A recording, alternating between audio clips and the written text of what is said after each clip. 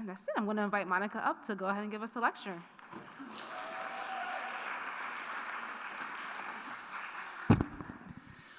Thank you all. I have titled this a talk on revision because I thought I would get more takers that way, but actually it's kind of a different way of thinking about subject. Can everyone hear me? Subject matter. But, you know, going back to revision, I mean, there's kind of, you know, a classical way of thinking about revision. You know, the patron saint of that might be someone like Elizabeth Bishop, and you might think of something like the 19 extant drafts of One Art. If you start with the first draft, that's all about the blue eyes of Alice Methusel, and by, of course, the famous last draft, those blue eyes have totally disappeared. They have been sacrificed on the altar of poetic necessity, on the rigor of the classical style of revision. And you may say, yeah, you know, One Art, great poem.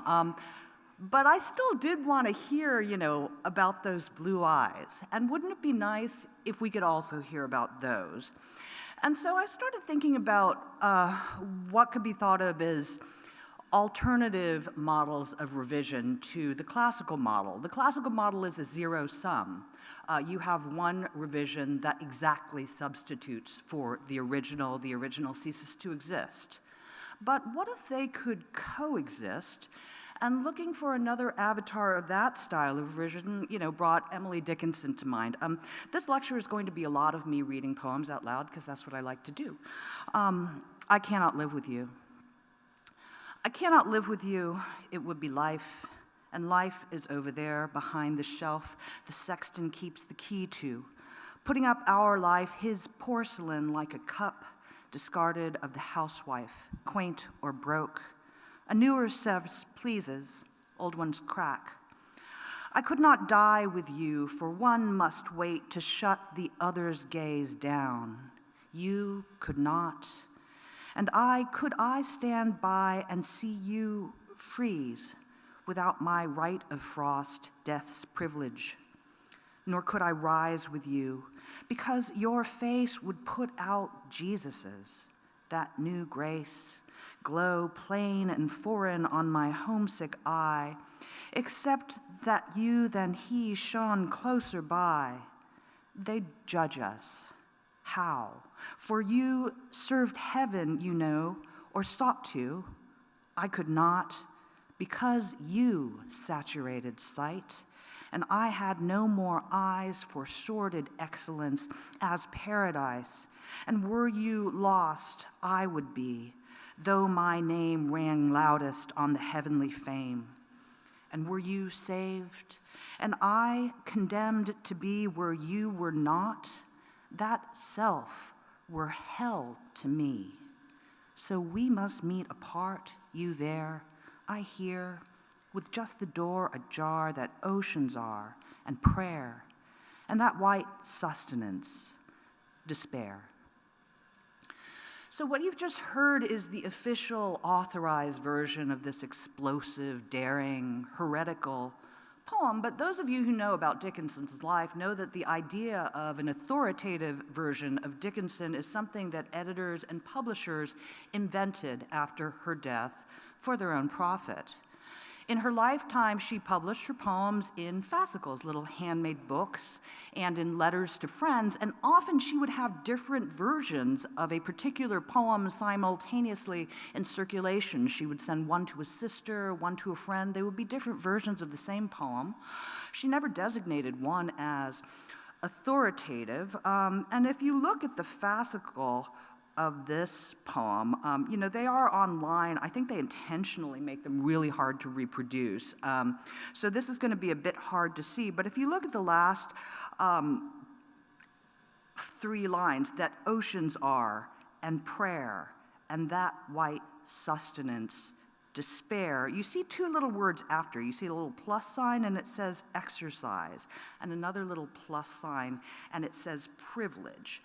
And so those of you who have seen Dickinson's drafts before know that she often used those little crosses to mark alternative versions of the text so that it could be that white exercise, despair, that white privilege, despair. And, to think about the alternative universes that those readings open up, the way in which they propose equivalences. What does it mean for a privilege to be equivalent to a sustenance? What does it mean for exercise to be a privilege? What does it mean for either of those concepts to be designated as white or as despair? And Dickinson leaves these portals to these dimensions open on the page, an invitation, and once you've read the poem in facsimile form, it's impossible to read the so-called definitive version the same way. The ghosts indelibly stain the poem, as if you're reading a palimpsestic text. And so how does this practice of Dickinson's translate into contemporary world where, for better or for worse, there are publishers who insist on a final version of the text at some point? And so let's look at this next example, which is from Ross Gay, this title poem to his second book. And again, I'm going to read this in its entirety because I really hate excerpting poems, and you kind of have to hear the whole thing to get the point. Bringing the shovel down. Oh, and also it's one sentence. Because I love you, and beneath the uncountable stars, I have become the delicate piston threading itself through your chest. I want to tell you a story I shouldn't, but will, and in the meantime neglect, love, the discordant memories spilling from my ears, but attend instead to this tale, for a river burns inside my mouth, and it wants both purgation and to eternally sip your thousand drippings. And in the story is a dog, and unnamed it leads to less heartbreak, so name him Max. And in the story are neighborhood kids who spin a yarn about Max like I'm singing to you, except they tell a child, a boy who only moments earlier had been wending through sticker bushes to pick juicy rubies, whose chin was, in fact, stained with them. And combining in their story, the big kids make the boy who shall remain unnamed believe Max to be sick and rabid, and say his limp and regular smell of piss are just two signs. But the worst of it, they say, is that he'll likely find you in the night. And the big kids do not giggle, and the boy does not giggle, but lets the final berries in his hands drop into the overgrowth at his feet. And if I spoke the dream of the unnamed boy, I fear my tongue would turn an arm of fire, so I won't. But know inside the boy's head grew a fire beneath the same stars as you and I love. Your leg between mine, the fine hairs on your upper thighs, nearly glistening in the night. And the boy, the night, the incalculable mysteries, as he sleeps with a stuffed animal tucked beneath his chin and rolls tight against his brother in their shared bed, who rolls away.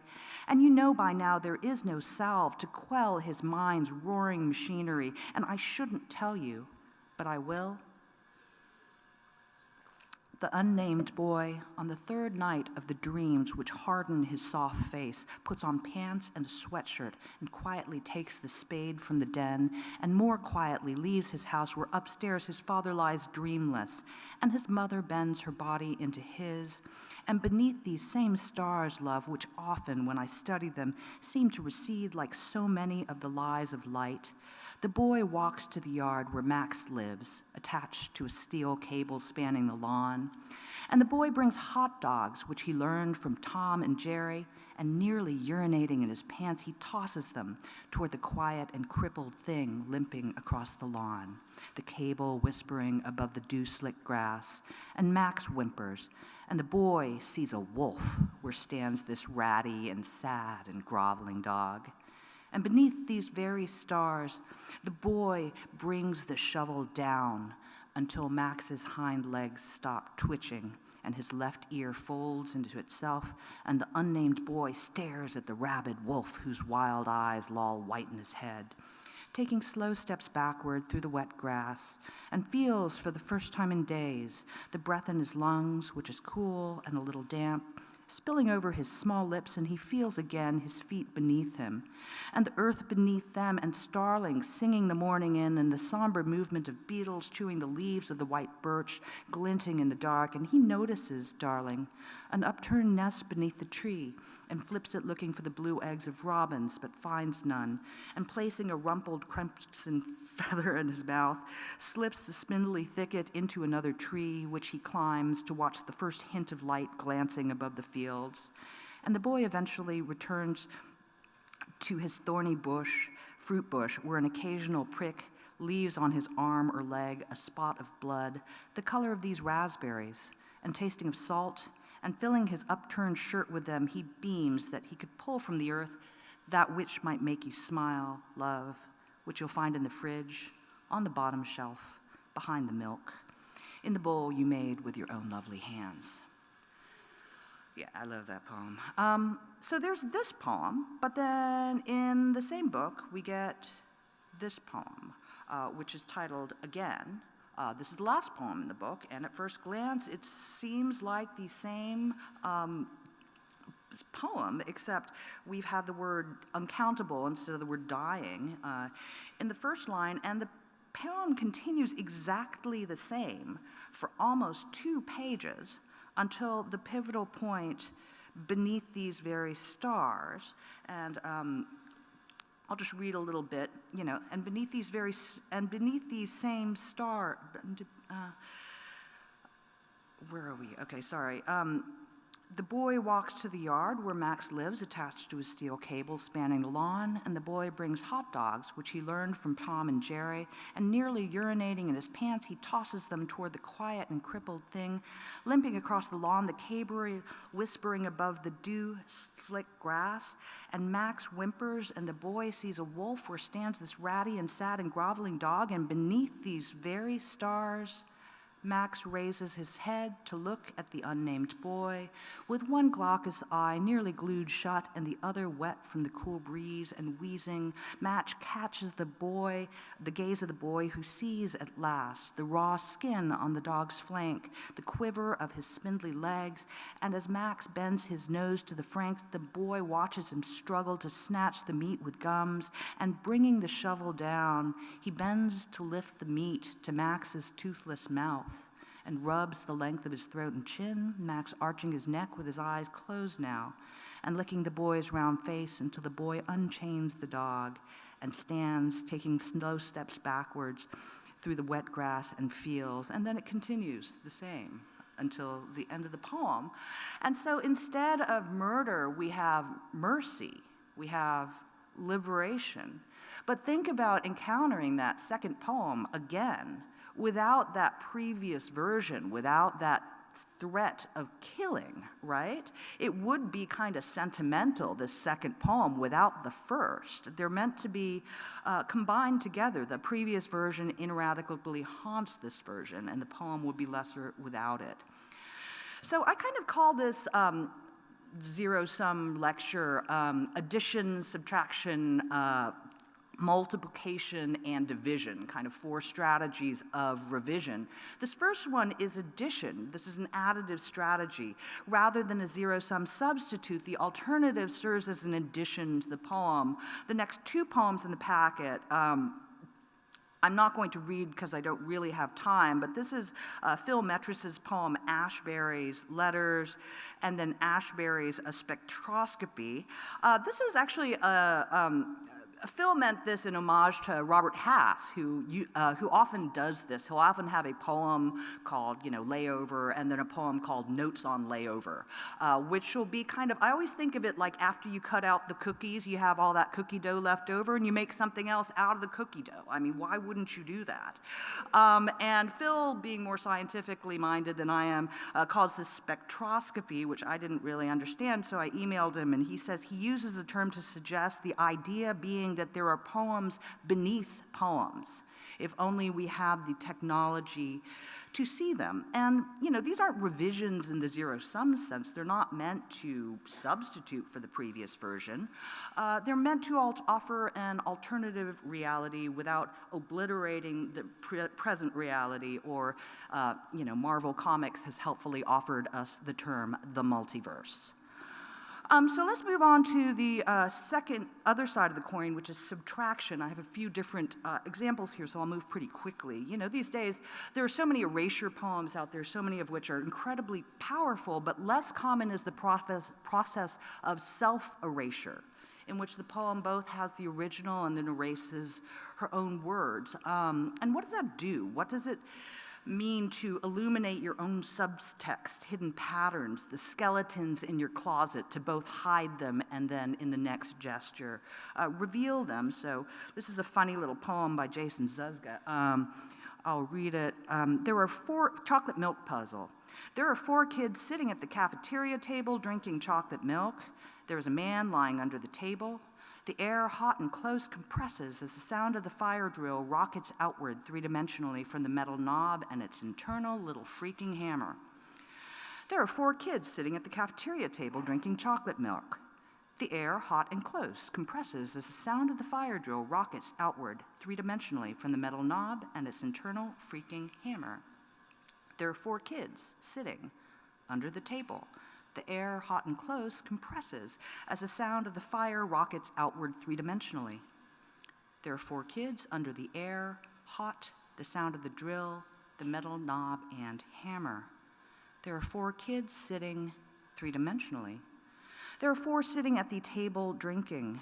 There is a man lying under the table. The air, hot and close, compresses. There are 4 rockets. There is a man, hot and close. Outwards, little hammer. There is a man. And so this is interesting because when I first saw a draft of this, it was on successive pages, so you could kind of turn the pages like a flip book, and you could see parts of the poem reappearing and disappearing. And you see the ghosts of, the previous version haunting it. Like when the man under the table disappears, we experience anxiety. Like, where did the man go? I can't see him. I know he's there. Is he hiding somewhere out of sight? Moving on quickly, these are from Josh Poteet's book, illustrating the machine. I'm just going to show them and not read them in the interest of time. But what he does in this book is he has a poem, and then he has an appendix to the book that will be an erasure of that same poem, right? So going back and forth. And, I found that process kind of fascinating. Like, do you think he wrote the original text with the erasure in mind, or did he treat the original text as if it were written by someone else?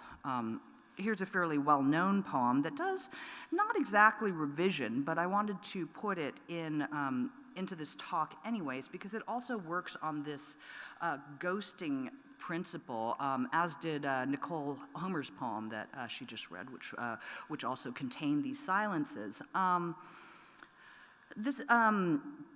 The reader is forced to create the text that has been lost, reaching Guantanamo.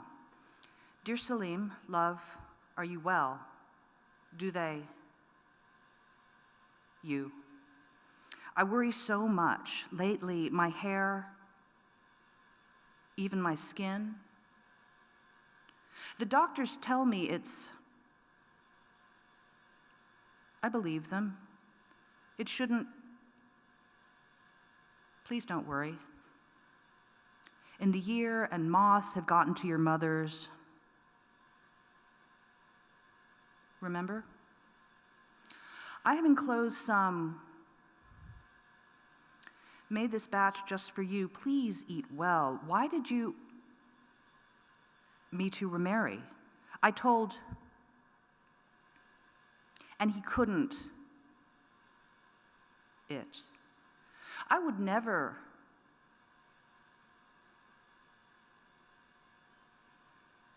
Love, I'm singing that.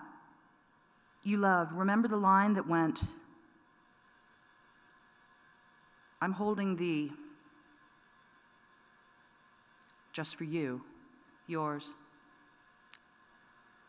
And the way in which you have to create the original text, that this text makes you write another text, perhaps makes you write several versions of the same text. Like, what is the wife's illness? Is it serious? Is it perhaps fatal? Is it not? Has the wife remarried?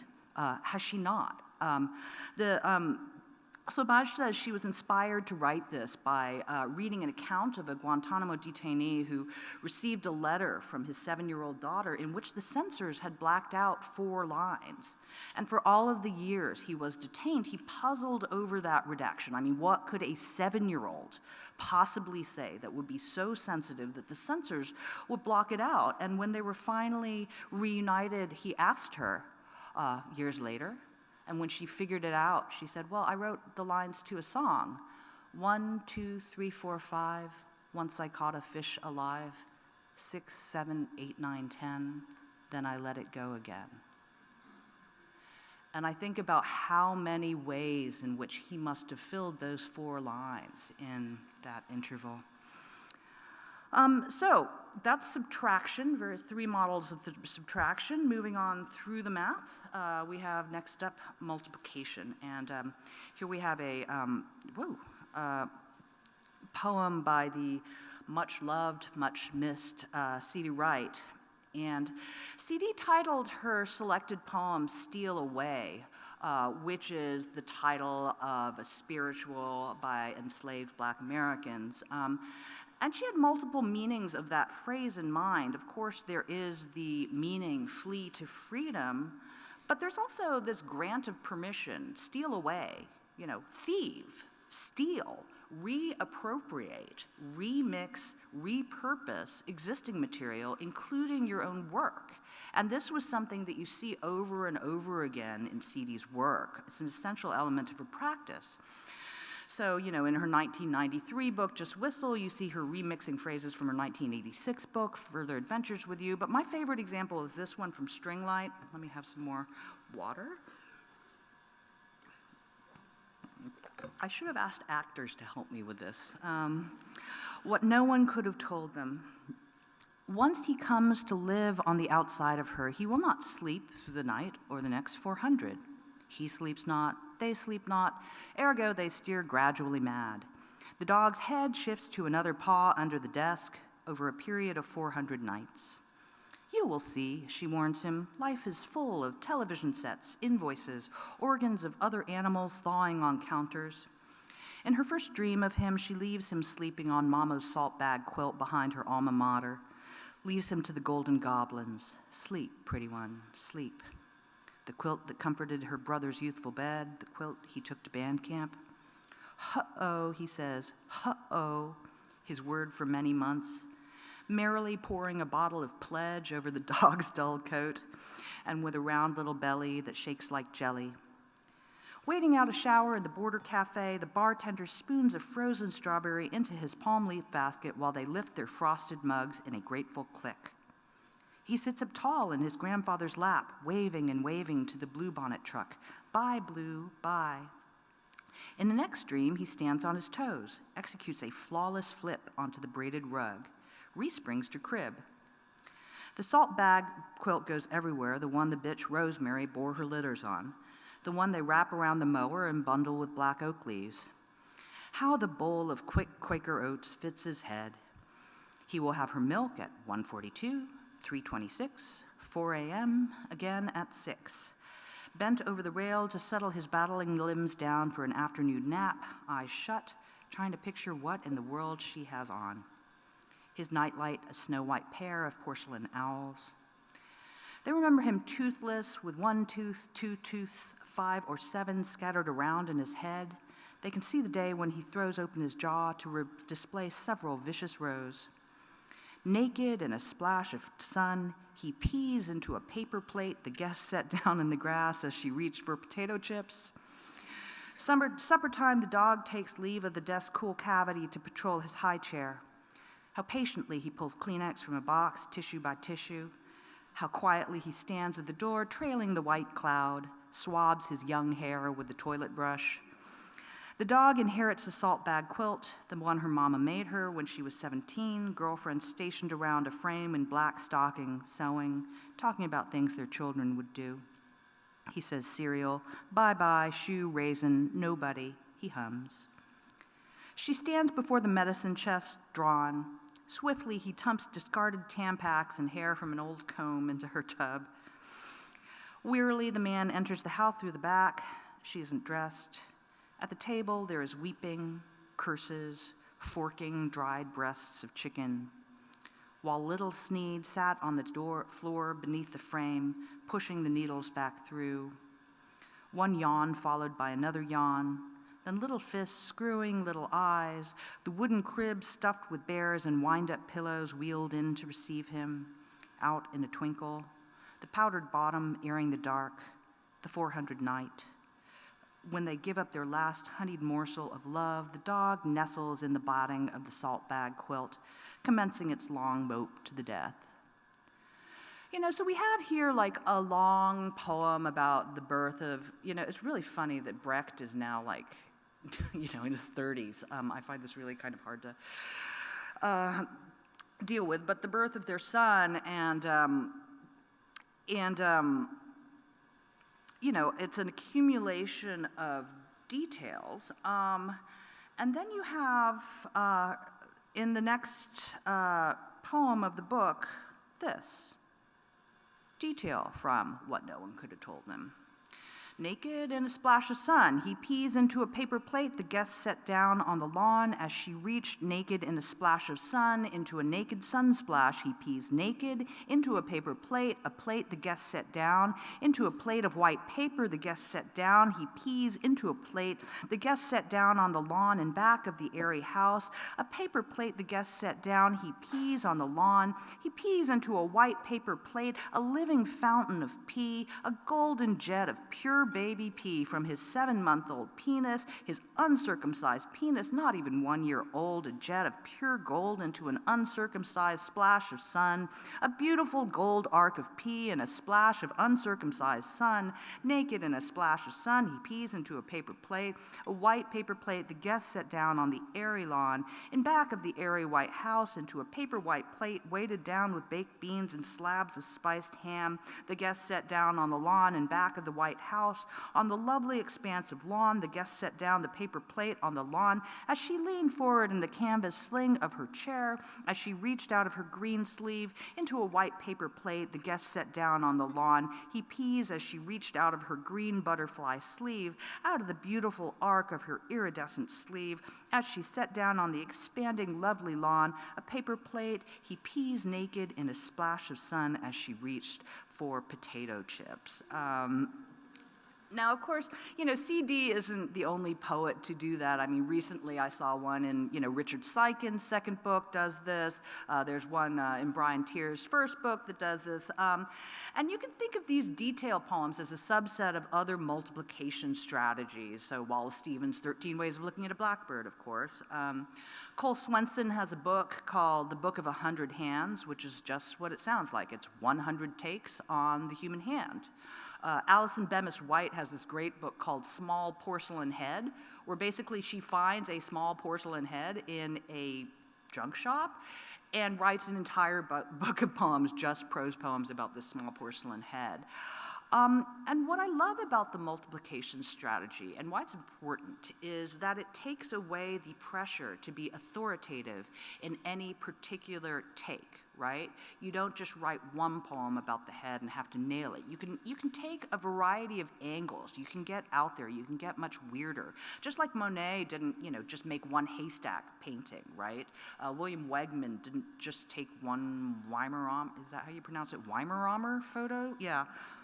And I often will assign what I call an exhaustion exercise to my students. They get to pick one topic for the semester, and then they are only going to write poems about that topic for the rest of the semester. So, one poet picked egg. And the first few poems were pretty obvious. It was like, yeah, they come from chickens, you eat them for breakfast, like whatever. They're sometimes on farms. But by about take 9, 10, 11, she had exhausted everything obvious there is to say about an egg, and she was having to dig through the bottom of the bucket to the stuff that's underneath, which is where the good stuff is often located. So finally, let's get to division. 1964, Ted Berrigan publishes the Sonnets. It's a landmark work of the New York School poets. In the sonnets, Berrigan breaks up the sonnet not into an octave and sestet or into 3 quatrains and a couplet, but instead treats each individual line as a modular unit. This enables him to treat the lines as interchangeable parts. He refers to the lines as movable parts or blocks. So I'm going to read number 59 first. In Joe Brainerd's collage, its white arrow does not point to William Carlos Williams. He is not in it, the hungry dead doctor. What is in it is 16 ripped pictures of Marilyn Monroe, her white teeth whitewashed by Joe's throbbing hands. Today, I'm truly horribly upset because Marilyn Monroe died, so I went to a matinee B-movie and ate kinghorn popcorn, he wrote in his diary. The black heart beside the 15 pieces of glass in Joe Brainerd's collage takes the eyes away from the gray words, doctor, but they say, I love you, and the sonnet is not dead. So that's 59. This is 15, which comes much earlier in the book. In Joe Brainerd's collage's white arrow, he is not in it, the hungry dead doctor. Of Marilyn Monroe, her white teeth white, I am truly horribly upset because Marilyn and ate kinghorn popcorn, he wrote in his. Of glass in Joe Brainerd's collage, doctor, but they say I love you, and the sonnet is not dead. Takes the eyes away from the gray words, diary. The black heart beside the 15 pieces, Monroe died. So I went to a matinee B movie washed by Joe's throbbing hands. Today, what is in it is 16 ripped pictures, does not point to William Carlos Williams. The numbers are not in the original. I've numbered them so you can see how he's rearranging. You know, it's a very straightforward pattern. You know, he claims that these sonnets are not so much written as they are built. This is a strategy that some of you will recall from Raymond Queneau's 1961 Oulipo classic 100,000 million poems. And John Ashbery reviews the sonnets, and he says, the meaning more often than not stems not from the meaning of the words, but from the relation among them that their forced contiguity sets up. They impinge on and seep into one another to produce new shades of meaning, and eventually new ideas. So the idea of harnessing the energy of juxtaposition is something that, of course, all poems, all poems with repeating lines do. I mean, that's what a pantoum does. That's what a villanelle does. But to be able to do this in ways that, to use that energy in your own work is kind of interesting. I'll often have my students, as an exercise, take lines from their own poems and rearrange them into a pantoum or into a cento, and to see what additional meanings will surprise them in their own work. A recent well-known example is Jericho Brown. In the tradition, of course, he has that new form he's invented called the duplex, and he takes all of the instances of the duplex in the book and makes a new duplex out of, those lines. But my favorite recent example of this kind of, what I call division strategy, revisioning, is from Jake Skeets. This is, oh dear, what did I just do? Okay, here we go. This is from his book, Eyes Bottled Dark with a Mouthful of Flowers, Buffalo Grass. Barely morning, pink curtains drape an open window, roaches scatter, the letter T vibrating in cottonwoods, his hair, horsetail, and snakeweed. I siphon doubt from his throat for the buffalo grass, seep willow antler press against the memory of the first man I saw naked. His tongue a mosquito whispering his name, a hymn on mesquite, my cheek, the things we see the other do, collapse words into yucca bone. The Navajo word for I hardens into the word for war. Really tight poem, and I was like, okay, and there let it rest until, I don't know, earlier this year I saw him tweet something, which is, his tweet was, started a new project to help solve writer's block, the Loom poem. I'm revisioning poems from my first book and cycling them through a process borrowed from Dine weavers. I'll share some of these Loom poems every week. Here's the first with its original poem, Buffalo Grass. So we've just heard Buffalo Grass, and here's what Jake does with it in the next iteration.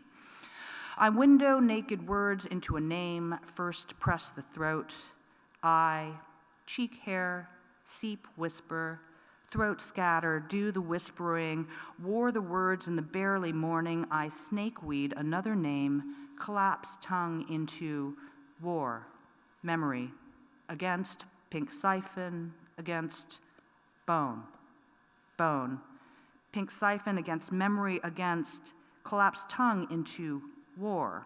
I snakeweed, another name, wore the words in the barely morning, do the whispering, throat scatter, seep, whisper, cheek hair, I first press the throat, I window naked words into a name. He has a great essay about this process in which he shows examples of the sort of loom and weaving that he's talking about as a model for what he's doing in this poem and in these what he calls loom poems. And I also found this from him, and I asked him if I could use this. So I use the loom as an exercise for writing poetry. I ask students to think of a place. I then have them look through magazines or a list of assigned words to find words or phrases that speak to the place they envision. I ask them to write a poem using the found words or phrases, so that gets us to buffalo grass. Next, I ask them to tear the poem up line by line. I ask them to shuffle the lines around and build the poem from the last line upward to the first. I ask them to read the poem aloud. I ask them to avoid logic and linear time. I ask if the language and poem still speak to and for the place they envisioned. I have yet to hear a poem that hasn't. So this is a way of using his own forms to recreate his own poems, which I just love.